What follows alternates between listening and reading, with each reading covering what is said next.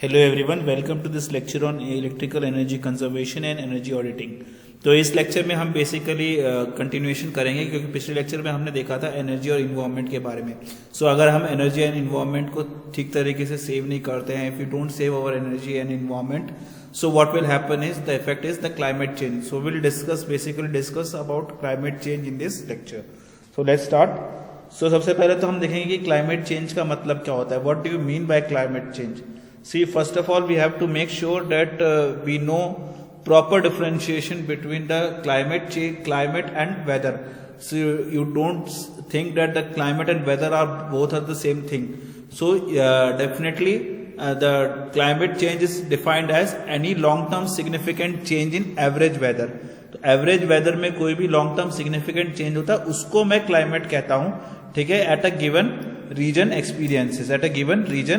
Experiences. और average weather क्या क्या इंक्लूड करेगा? मेरा एवरेज टेम्परेचर इंक्लूड करेगा, प्रेसिपिटेशन इंक्लूड करेगा और विंड पैटर्न्स को इंक्लूड करेगा, ठीक है। तो बेसिकली अगर मुझे एक लाइन बनानी पड़े कि क्लाइमेट और वेदर में क्या डिफरेंस है, तो सबसे पहले हम एट्रीब्यूट्स की बात करेंगे टाइम स्केल के बारे में। सो अगर टाइम को देखते हुए अगर हम देखेंगे तो वेदर जो है वो आवर्स और डेज में कैलकुलेट होता है, जबकि जो मेरा क्लाइमेट है वो हम कैलकुलेट करते हैं on the basis of month, years and beyond, ठीक है। और मेन कंपोनेंट्स अगर हम क्लाइमेट के वेदर के केस में देखें तो वो है मेरा एटमॉस्फेयर, और in the case of climate अगर हम देखें तो एटमॉस्फेयर, लैंड, ओशियन, ह्यूमंस, ये सारी चीजें आ जाएंगी। और स्पेशल स्केल पे देखें तो वेदर जो है वो मेरा रीजनल आ जाता है और क्लाइमेट जो है रीजनल एंड ग्लोबल दोनों आ जाता है, ठीक है। So what are the reasons for climate change? So basic reason हम क्यों क्लाइमेट चेंज को पढ़ते हैं, सबसे पहले तो कि क्यूरियोसिटी।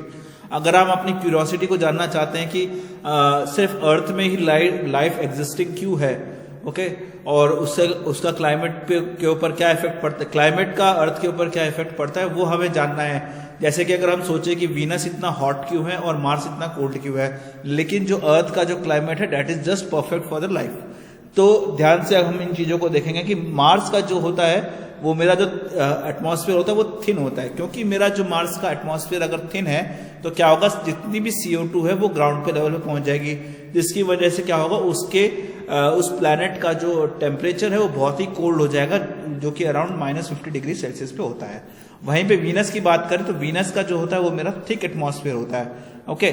थिक एटमॉस्फेयर होने की वजह से इसके अंदर 96% ऑफ CO2 एग्जिस्ट करता है, ठीक है। 96% CO2 की वजह से इसका जो एवरेज टेम्परेचर है that is about +420 degree Celsius. So whereas in the case of earth का जो एवरेज टेम्परेचर है वो कितना है मेरा +15 degree Celsius, and CO2 is around 0.03% of in the atmosphere, ठीक है। तो इसकी वजह से जो है लाइफ अर्थ में सर्वाइव हो सकती है। और रीजंस क्या हो सकते हैं कि क्योंकि ग्लोबल वार्मिंग आजकल बढ़ता जा रहा है, क्योंकि हमारा इंडस्ट्रियल यूसेज धीरे धीरे बढ़ता जा रहा है, जिसकी वजह से कार्बन एमिशंस बढ़ रहे हैं और कार्बन एमिशंस की वजह से ग्लोबल वार्मिंग हो रही है। तो इसकी वजह से क्या हुआ कि ड्रास्टिक हमें चेंजेस देखने को मिल रहे हैं। जो चेंजेस मुझे मिलियंस और मिलियंस ईयर्स अगो में देखने को मिलते थे वो अब मुझे कुछ ही सालों में देखने के लिए मिल रहे हैं। तो इसकी वजह से जो क्लाइमेट में वेरिएशंस आ रहे हैं वो फ्यूचर के लिए हानिकारक हो सकते हैं, तो इसलिए हमें क्लाइमेट चेंज को पढ़ना बहुत जरूरी है, ओके। तो एक पॉइंट ऑफ व्यू से हम अगर इसमें देखें तो हम सोचते हैं आपके हिसाब से क्लाइमेट चेंज को रोकने का तुरंत इमीडिएट इफेक्ट क्या हो सकता है। बेसिकली काफी लोग इसका आंसर रिन्यूएबल एनर्जी सोर्सेज से भी देना चाहेंगे, बट अगर हम ध्यान से देखें तो रिन्यूएबल एनर्जी सोर्सेज में भी अब इतना डेवलपमेंट हुआ नहीं है कि हम टोटली रिलाय हो सके रिन्यूएबल एनर्जी सोर्सेज पे। बिकॉज सी, अगर एक रिन्यूएबल एनर्जी, अगर आप सोलर प्लांट की भी बात करो, अगर आपको वो इंस्टॉल करना है क्योंकि उसकी एफिशिएंसी बहुत कम होती है, so you need to clear the whole vegetation, एक पूरे एरिया की वेजिटेशन क्लियर करनी पड़ेगी। उसके बाद you will install solar panels over there, okay. तो बेसिकली आपको लैंड की यूसेज हो रही है कि नहीं हो रही है इसमें, तो वेजिटेशन क्लियर हो रही है। Again it is forming some problems, and if you see the blades of the turbines, blades of the windmill, okay, तो इनके घूमने की वजह से काफी जो स्पीशीज हैं लाइक ईगल, वल्चर, वो खत्म होती हैं।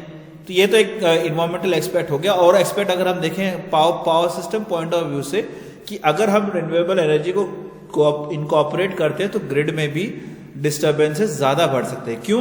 क्योंकि देखो नॉर्मल जो मेरा एनर्जी सिस्टम होता है या पावर सिस्टम होता है उसके अंदर क्या होता है, we have heavy rotating systems. हमारे पास में हैवी रोटेटिंग सिस्टम्स की वजह से क्या होता है, हमारे पास में इनर्शिया ज्यादा होता है। तो इनर्शिया ज्यादा होने की वजह से क्या होता है कि जब भी कोई फॉल्ट आया तो उससे को कुछ सेकंड तक ये होल्ड कर सकता है, जिससे कि मुझे ये बचा सके, उस सिस्टम को हेल्दी कर सके उन सेकंड्स में। बिकॉज जैसे अगर आप एग्जांपल लो, आपके पास में एक फैन है, फैन को आपने चलाया और जैसे आप उसको बंद करो तो कुछ एनर्जी तो बचेगी। That stored kinetic energy will help the power system to restore. Okay, so that is possible only when you have rotational masses. लेकिन अगर हम बात करें रिन्यूएबल एनर्जी सोर्सेज की, सोलर की बात करते हैं, solar doesn't have any rotational mass. So अगर जरा सा भी फॉल्ट आया तो पूरा का पूरा सिस्टम जो है वो मेरा खराब हो सकता है। यस, अब विंड में भी बात करें तो विंड में इनर्शिया तो है, बट वो इतना अमाउंट का नहीं जितना एक कन्वेंशनल जनरेटर कर सकता है। तो टेक्निकल इश्यूज भी बहुत सारे हैं। सो हम एकदम से ये नहीं कह सकते कि हम renewable energy he is the only solution for climate change. Okay, तो क्लाइमेट चेंज का इमीडिएट सोल्यूशन क्या है, एनर्जी कंजर्वेशन। इसलिए हम ये सब्जेक्ट पढ़ रहे हैं, electrical energy conservation and energy auditing. ठीक है, सो बेसिकली ह्यूमन एक्टिविटीज की वजह से क्या हुआ, जैसे कि मेरी बर्निंग ऑफ फॉसिल फ्यूल्स है, कंबशन ऑफ फॉसिल फ्यूल्स है, ठीक है। देन इससे क्या किया है, जो अर्थ के अराउंड एक ब्लैंकेट है। बेसिकली नॉर्मली जो होता है ना, मेरा अर्थ, सपोज करो कि ये मेरा अर्थ है, ये अर्थ है, ठीक है। तो इसके अराउंड एक ग्रीन हाउस गैसेस का एक ब्लैंकेट सा फॉर्म होता है। वो क्या हेल्प करता है कि मेरा जो अर्थ का टेम्परेचर है वो ठीक ठाक बना रहे, ठीक है। लेकिन अगर ये ब्लैंकेट अगर जितना मेरा मोटा होता गया, उससे क्या होगा, अर्थ का एटमॉस्फेयर क्या होगा, थिकर होगा। और हमने पहले देखा था कि जहां पे भी अर्थ एटमॉस्फेयर थिकर होता है वहां पे क्या होता है, मेरी टेम्परेचर वहां का बहुत ज्यादा बढ़ जाता है। तो ग्रीन हाउस बेसिकली इस ब्लैंकेट को और मोटा बना देते हैं, ठीक है। तो blanket, human activities such as combustion of fuel have made the blanket of greenhouse gases. और ये ग्रीन हाउस गैसेस क्या क्या हो सकती है, वाटर वेपर हो सकता है, कार्बन डाइऑक्साइड हो सकता है, मीथेन हो सकता है, ओजोन हो सकता है। इसको इसने थिक बना दिया है।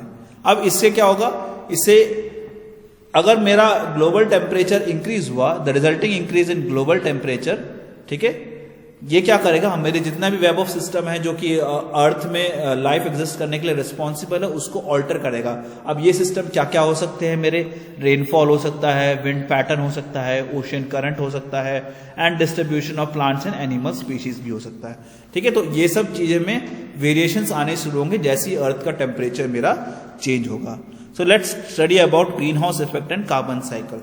तो देखो इस डायग्राम को ध्यान से देखो, इसमें क्या हो रहा है, मेरा ग्रीन हाउस इफेक्ट को हम इसमें एक्सप्लेन करेंगे। सपोज देखो सोलर एनर्जी की इंसोलेशन है, जब वो अर्थ पे फॉल करती है, अर्थ पे फॉल करने से पहले जैसा कि आप डायग्राम में देख रहे हो, some of the solar radiation is reflected by the atmosphere.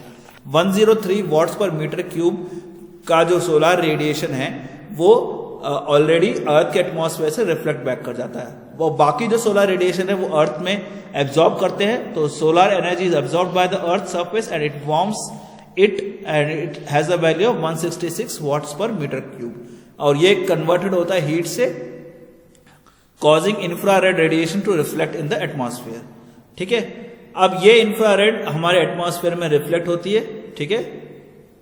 तो some of the infrared radiation is absorbed, okay, and some is re emitted by the troposphere, ठीक है।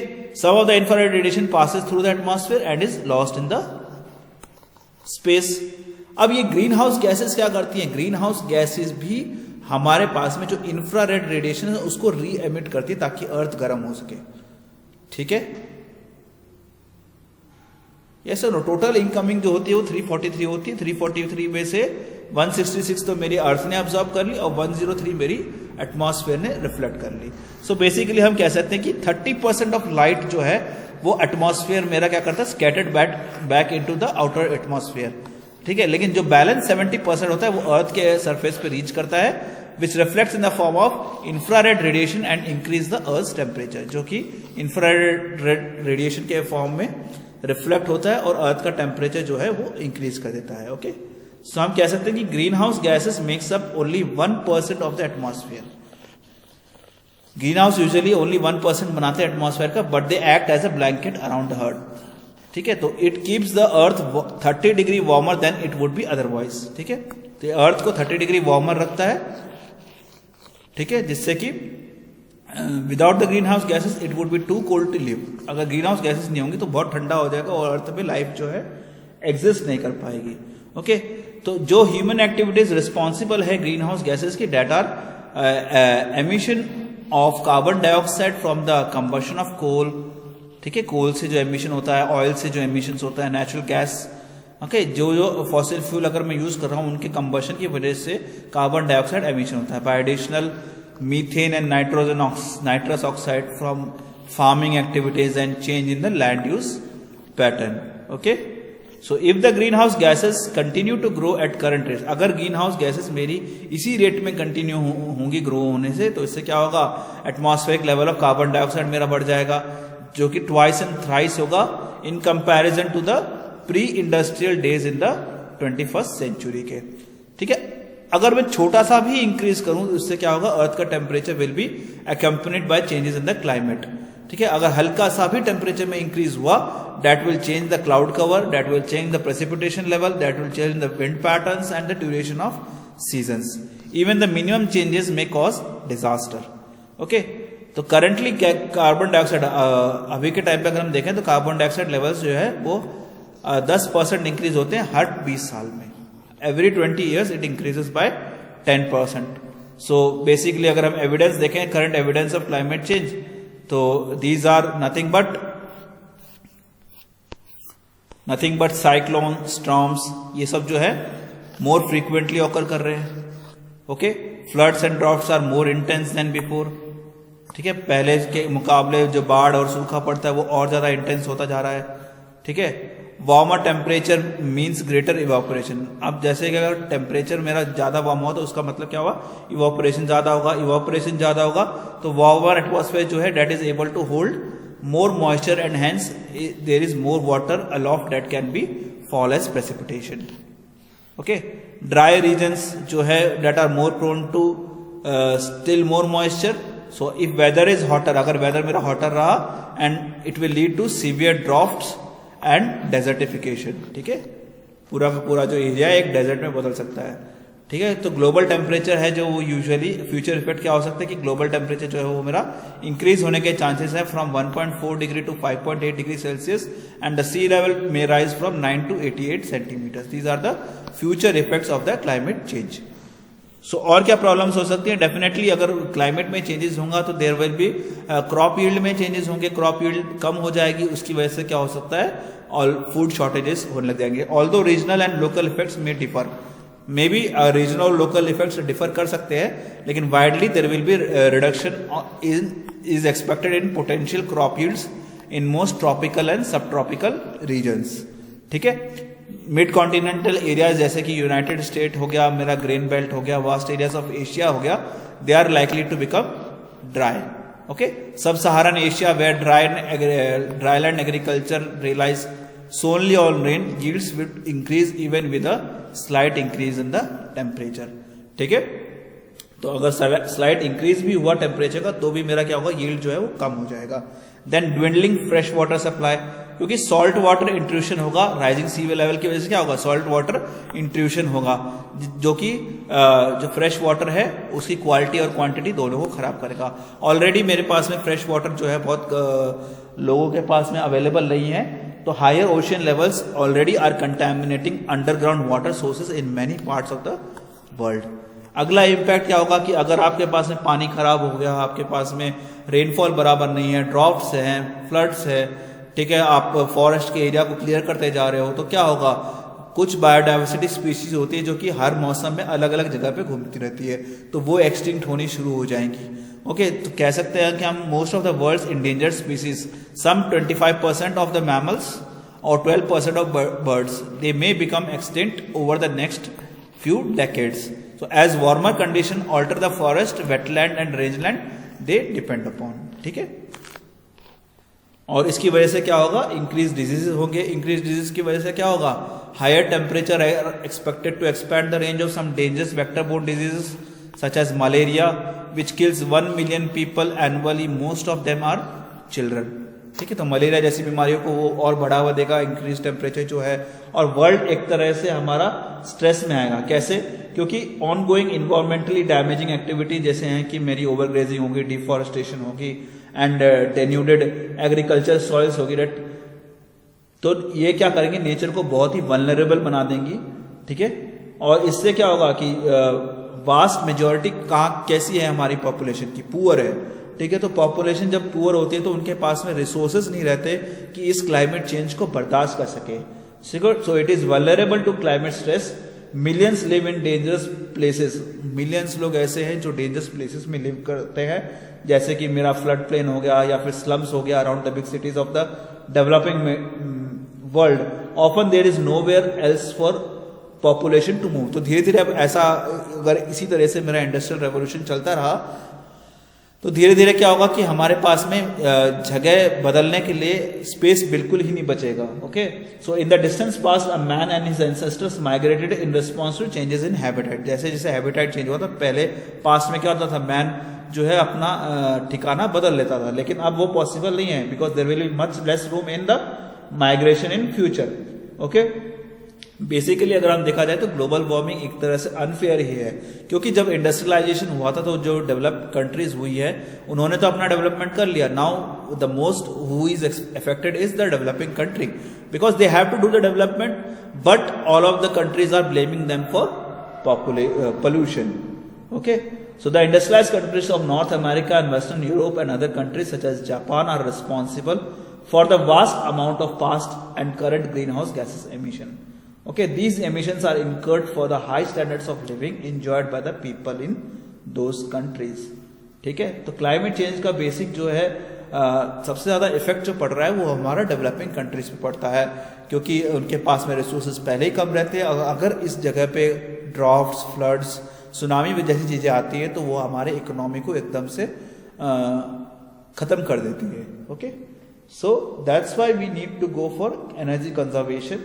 Okay, so we'll study about how, what policies we should make or what energy security we should make, okay, so as to prevent our climate in the coming lectures. Okay, so this is for this lecture. Thank you.